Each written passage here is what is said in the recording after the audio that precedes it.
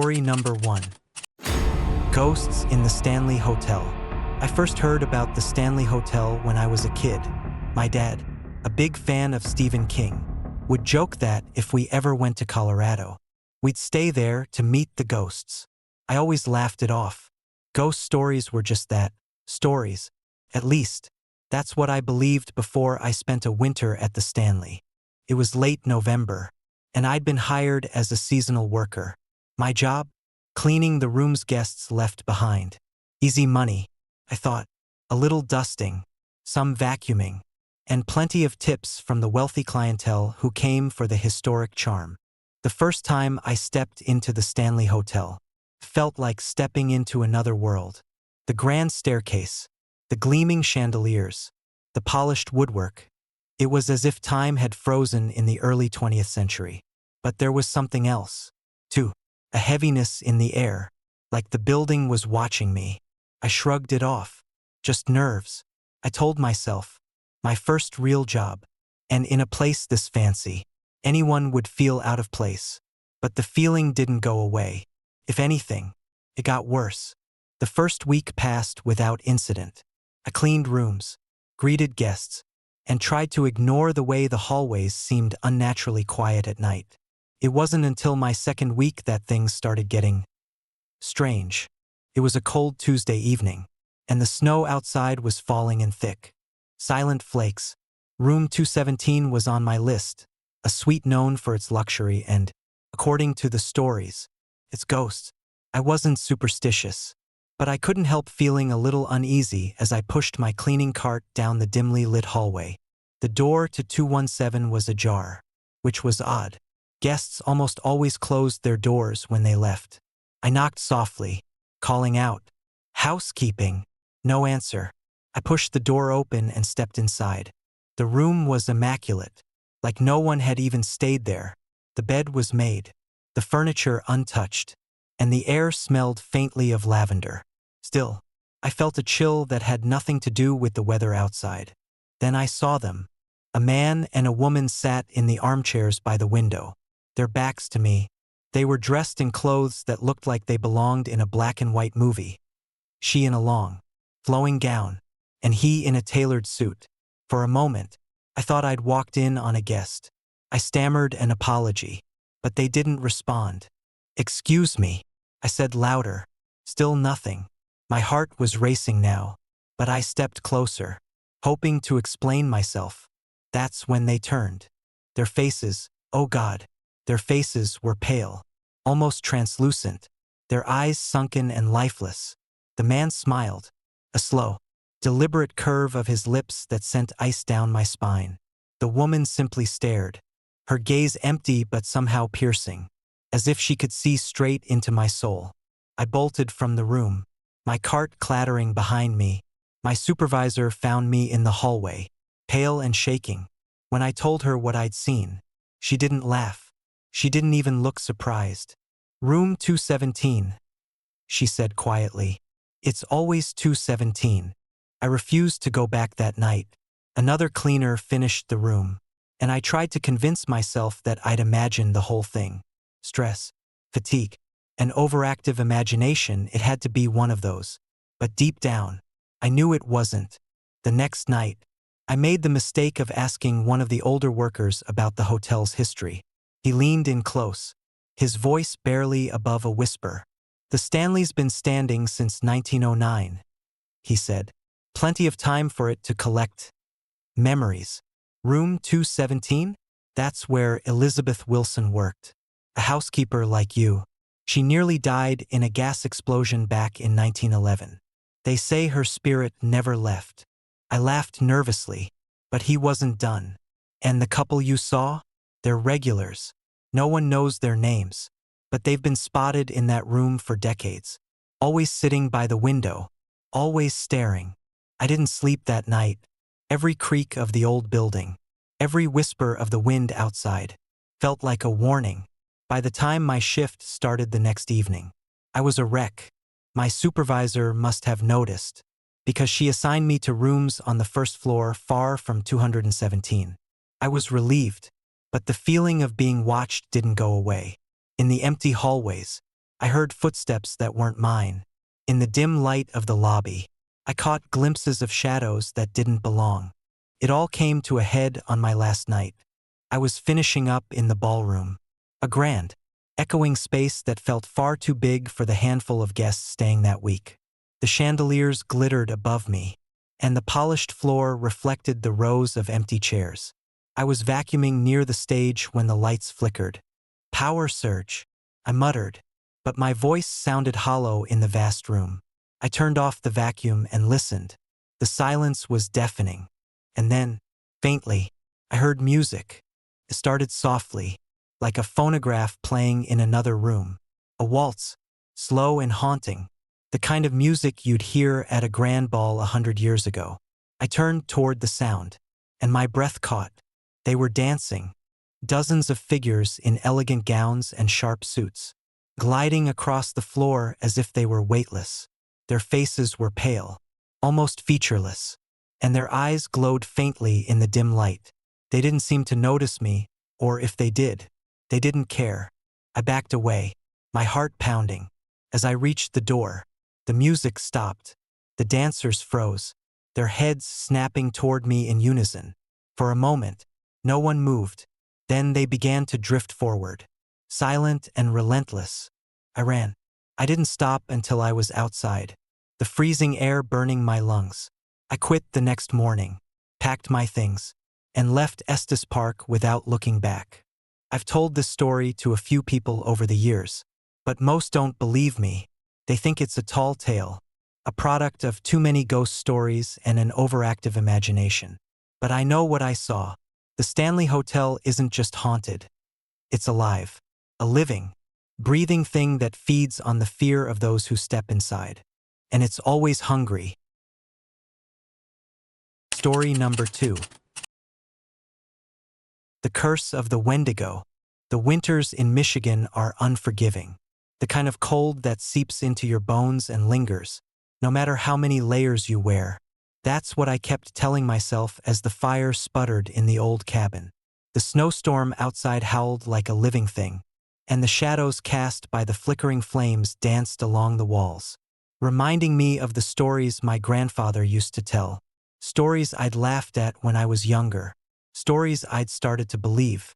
It began when my friend Daniel went missing. Daniel and I had been close since childhood. The kind of friendship that comes from growing up in a small town with little else to do but explore the woods. He'd always been the adventurous one, the first to dive into icy lakes or climb precarious trees. But even Daniel knew better than to mess with the Wendigo. The Wendigo was more than a story in our town. It was a warning, a monster that stalked the woods in winter, hunting those who strayed too far from the safety of home. This hunger was insatiable, they said, and its presence cursed the land it touched. My grandfather's tales had been vivid.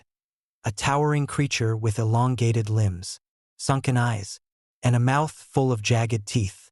A creature that could mimic voices, luring victims deeper into the forest. 3 weeks ago, Daniel had gone hunting alone. He'd laughed off the warnings, saying he'd bring back enough venison to feed the whole town. When he didn't return, a search party was organized. They found his camp a few days later, but no sign of him, just strange tracks in the snow, too large to belong to any human, and the remnants of a fire that had burned itself out. The search was called off after a week. The storm's too dangerous, the sheriff had said, though his eyes betrayed something deeper, fear. No one wanted to admit it, but we all knew the stories. Daniel was gone. The Wendigo had taken him. I couldn't accept that. Daniel was strong, resourceful. If anyone could survive the wilderness, it was him. So, against my better judgment, I packed my gear and headed into the woods, alone. The first day was uneventful. The snow was deep, the trees barren, their branches reaching like skeletal hands toward the gray sky. I followed the tracks left by the search party, which led to Daniel's abandoned camp. The fire pit was still there, buried under a layer of fresh snow, and his tent flapped in the wind like a forgotten flag. That's when I noticed the tracks. They were faint, nearly obscured by the snowfall, but they were there. Enormous. Elongated footprints that didn't match any animal I'd ever seen. My breath caught in my throat as I traced their path deeper into the woods. Something about them felt wrong, as though the ground itself recoiled from whatever had left them. I told myself it was a bear. A strange bear, maybe, but a bear nonetheless. Still, I couldn't shake the feeling that I was being watched. The second night, the voices began. I'd set up camp in a small clearing, the fire crackling as I tried to warm my frozen hands. The wind had died down, leaving an eerie silence in its wake. Then I heard it, faint at first, barely audible over the hiss of the flames. A voice. Help! I froze, my heart hammering in my chest. It sounded like Daniel. Daniel! I called out, my voice trembling. Is that you? No response, just the wind picking up again, rustling the branches overhead. I told myself it was my imagination, a trick of the storm, but deep down, I knew better. The voice came again, closer this time. Help me! I grabbed my flashlight and scanned the darkness, the beam cutting through the swirling snow. The forest was still, the shadows deep and impenetrable, but I could feel it, a presence, just beyond the edge of the light, watching, waiting. I didn't sleep that night. By the third day, I was starting to regret my decision.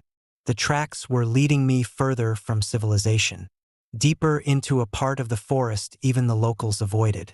The snow seemed heavier here, the air colder, and the whispers, they were constant now, circling me like vultures.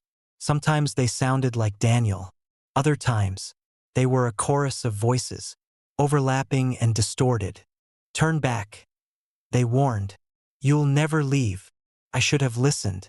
That evening, as I was setting up camp, I saw it, a figure, tall and gaunt, standing just beyond the tree line.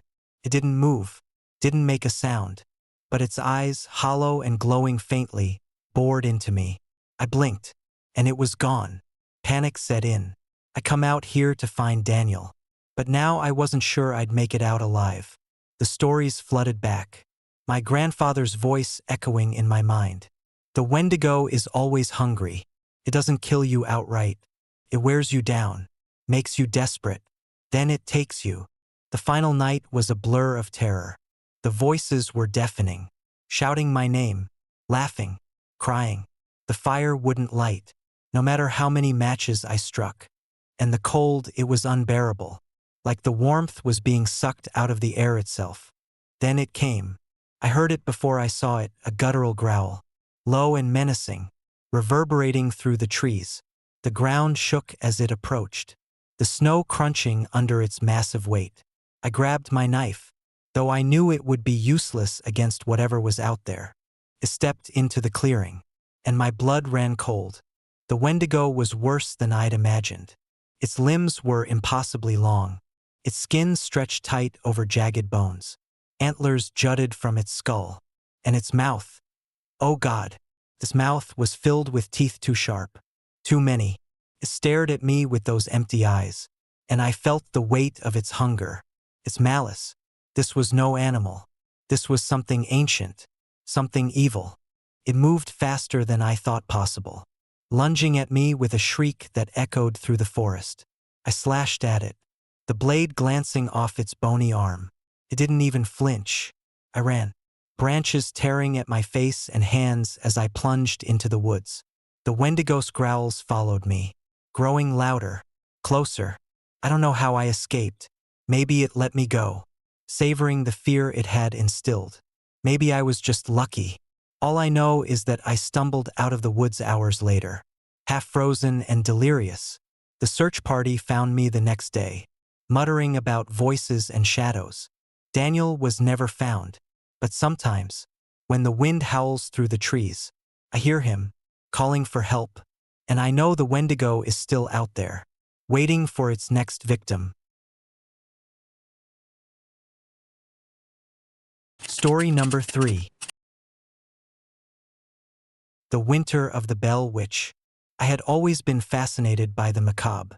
Ghost stories, urban legends, haunted places, they were my guilty pleasure. a way to spice up an otherwise mundane life. So, when I heard about the Bell Witch, a specter said to haunt a dilapidated farmhouse in Adams, Tennessee, couldn't resist. Winter was bearing down on the South, and with it came the perfect excuse to embark on a ghost-hunting road trip. My plan was simple. Spend a weekend at the infamous Bell Witch property, document everything, and post it online. My friends thought I was insane. People don't come back the same from that place, my buddy Jeff warned. I laughed it off. Ghosts were nothing more than stories, right?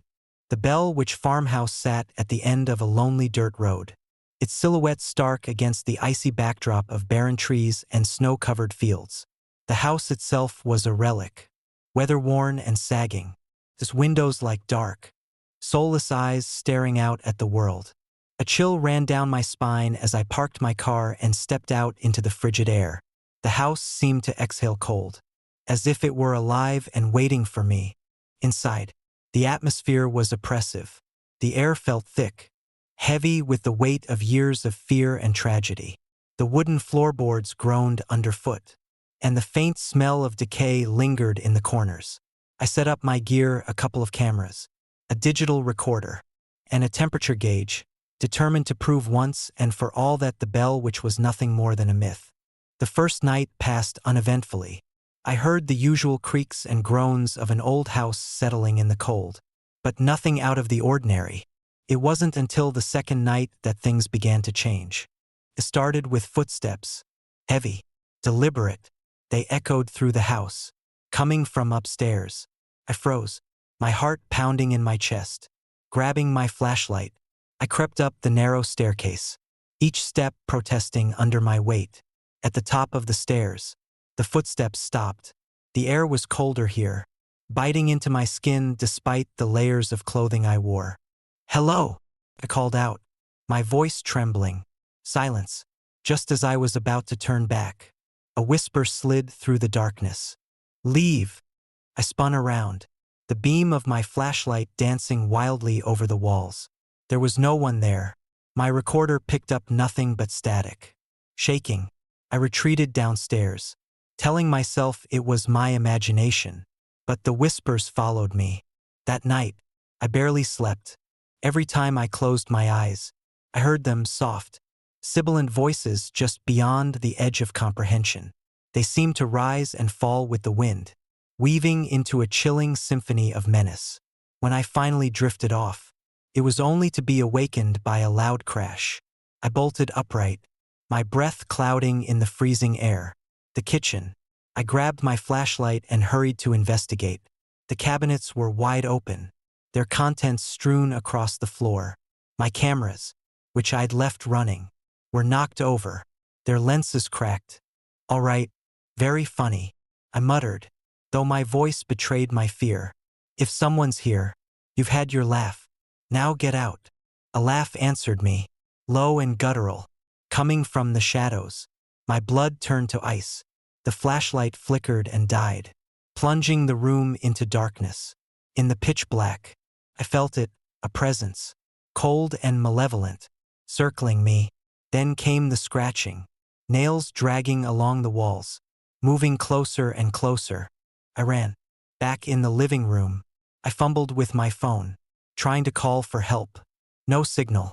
The scratching grew louder, now accompanied by a voice that seemed to come from everywhere and nowhere. "You shouldn't have come here," it hissed. The next morning, I decided I'd had enough. I packed up my gear and prepared to leave. But the house had other plans. The front door wouldn't budge, as if something on the other side was holding it shut.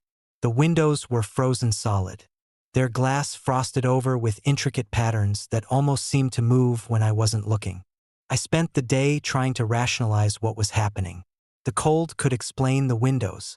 The door? Maybe it had swelled from the moisture. But deep down, I knew the Bell Witch wasn't just a story. That night, she made herself known. The house was deathly silent, the kind of silence that presses against your ears and fills your mind with dread. I sat in the living room, my back to the wall, every light I had turned on. The temperature dropped suddenly, and my breath came out in visible puffs. Then, the whispers returned, louder and more insistent. "You don't belong here." A shadow moved across the room, darker than the surrounding night. It coalesced in the corner, taking the vague shape of a woman. Her eyes burned with an unnatural light, and her face contorted in a twisted mockery of a smile. She raised a hand, pointing at me.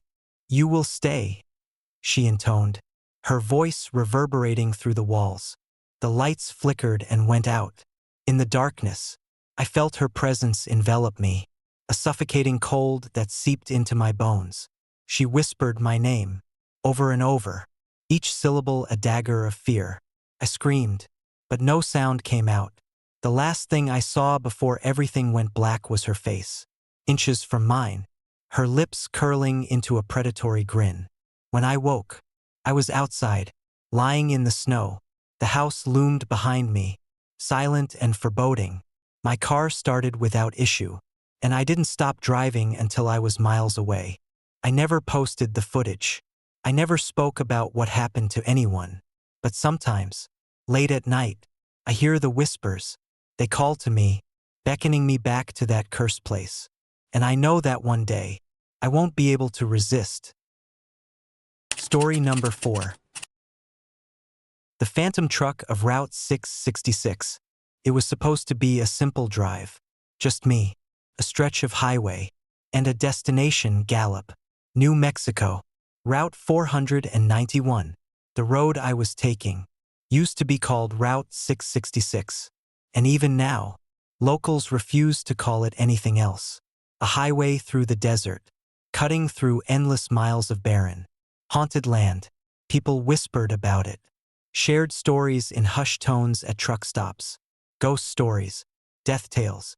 I didn't believe a word of it until I drove it.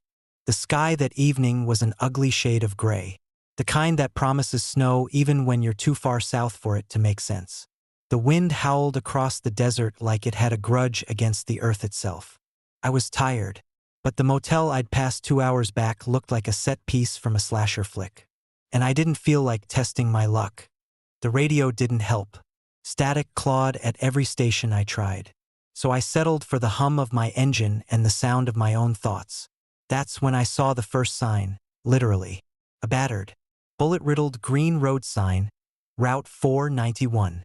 "Welcome to the Devil's Highway," I muttered under my breath. The road stretched endlessly ahead.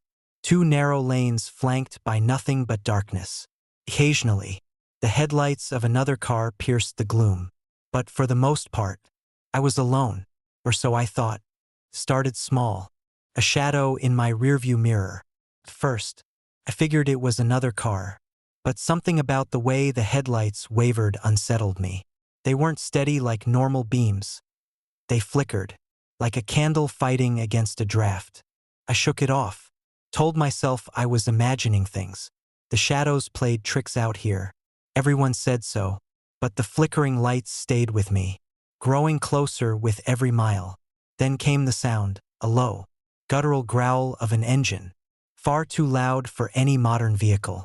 It echoed through the empty desert, a noise that seemed to vibrate in my chest. Just a truck, I told myself, gripping the wheel tighter. But I didn't believe it. The headlights behind me grew brighter, blinding. I squinted into my rearview mirror, trying to make sense of the hulking shape barreling toward me. It was a truck, all right, but not like any I'd ever seen. Massive, ancient. Its grille gleamed like polished steel, and its body seemed to shimmer as though it wasn't entirely solid. It had no license plate, no visible markings, just 2 glowing eyes, headlights, that seared into my brain like firebrands. The truck roared forward, closing the distance between us in seconds. I swerved, panic clawing at my throat. My car skidded onto the shoulder, gravel spitting out beneath my tires. The truck screamed past me, its horn a guttural howl that sounded more animal than machine. I turned to watch it go, but it was gone, just gone. No taillights, no rumble of an engine fading into the distance. The road behind me was empty. I sat there for a long time, heart pounding, the desert silence pressing in on all sides. Finally, I pulled back onto the highway, telling myself I'd imagined it. Fatigue played tricks on the mind, right? But the night wasn't done with me yet. About 10 miles later, the lights returned. This time, they didn't stay behind me. They appeared ahead, on the horizon, growing brighter and brighter as the truck hurtled toward me. Its engine screamed, louder than before, drowning out the howl of the wind. I honked, flashed my high beams, desperate to get its attention or its mercy. It didn't slow. It didn't swerve. Came straight for me, a juggernaut of steel and rage. I swerved again, my car spinning out onto the opposite shoulder. The truck missed me by inches, its horn blaring like the cry of a damned soul. This time, I didn't watch it vanish. Couldn't. My hands were shaking too hard to keep the wheel steady, and my heart felt like it might explode. But I wasn't going to stay parked on the side of Route 666, waiting for whatever was out there to come back. I pressed on, white-knuckled and praying to every god I could think of. The truck came again, and again, always the same, roaring out of nowhere, bearing down on me with impossible speed, then vanishing into thin air. The third time, I thought I was done for. The truck hit me, or at least it felt like it did. My car spun wildly, tires screeching, metal groaning. When I finally came to a stop, my car was untouched, not a scratch, but I could still feel the impact, a phantom ache that settled deep in my bones. I don't remember much after that, just fragments, the truck's headlights searing through the darkness, the sound of its engine, a deep, guttural roar that seemed to laugh at my fear. The cold, oh God, the cold, seeped into my car, into my skin, until I could barely grip the wheel. When I finally saw the lights of Gallup in the distance, I thought I might cry. The truck didn't follow me into town. It stopped at the edge of the desert, its headlights flickering one last time before disappearing into the black. I didn't tell anyone what happened. Who would believe me? But I did some digging, and what I found chilled me to my core. Years ago, a trucker had died on Route 666 during a brutal winter storm. His rig had skidded off the road, plunging into a ravine. They said he was driving too fast, pushing too hard to make his deadline. Some folks swore they'd seen his truck on the highway since then, a ghostly apparition that haunted the Devil's Highway, looking for revenge or redemption. I don't drive Route 491 anymore. I take the long way around, even if it adds hours to my trip. But sometimes, on quiet nights, I hear it, the growl of an engine in the distance, the faint blare of a horn, and I wonder if the truck is still out there, hunting its next victim on the highway that refuses to let the dead rest. Story number 5. The Frostbound Soul. I had always believed Minnesota winters were harsh but survivable. The biting cold, the endless nights, the howling winds, they were simply part of life here. At least, that's what I told myself before I heard about Jean Hilliard, the woman who cheated death. Her story was whispered in hushed tones, passed from neighbor to neighbor like a secret too dangerous to keep. I should have left it alone. I should have stayed ignorant. But curiosity has a way of dragging people into the dark. I moved to that old farmhouse just outside town in early January. It was the kind of place you'd see on a postcard. Snow-covered fields stretching out in every direction, a thick line of evergreens marking the edge of the property, and the house itself charming but weather-worn. The locals warned me, of course, that's too close to the woods, they'd say, their eyes shifting uneasily. Old Mrs. Crenshaw, who ran the general store, had been the most blunt. That's her territory now, she'd muttered, clutching her rosary like it was her last defense against something unholy. Whose territory? I'd asked, half amused, half curious. She only shook her head. The Ice Lady, the Frostbound Soul.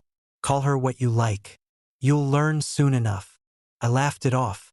Ghost stories were a dime a dozen in small towns like this, and I wasn't about to let a little superstition spoil my fresh start. But the farmhouse felt different from the moment I moved in. The air inside was colder than it should have been. No matter how high I turned up the heat, The floors creaked as if someone were pacing upstairs, though I was alone. And then there were the woods. The woods were unnaturally still. No rustling branches. No animal calls, just an oppressive, watchful silence. At night, the snow seemed to glow under the pale light of the moon, casting long, twisted shadows that crept closer to the house with each passing hour. I started locking my doors and windows, though I couldn't have said why. The first time I heard the footsteps, I dismissed them as deer. It was nearly midnight, and I'd been struggling to sleep, the wind's mournful wail keeping me awake. Then came the crunch of snow outside my bedroom window. Step. Pause. Step. It was too deliberate to be an animal. Heart pounding. I crept to the window and peeked out.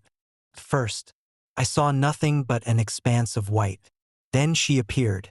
A figure stood at the edge of the woods, barely visible in the dim light.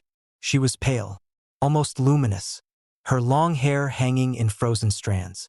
She wore a thin dress that fluttered in the wind, though she seemed unaffected by the cold.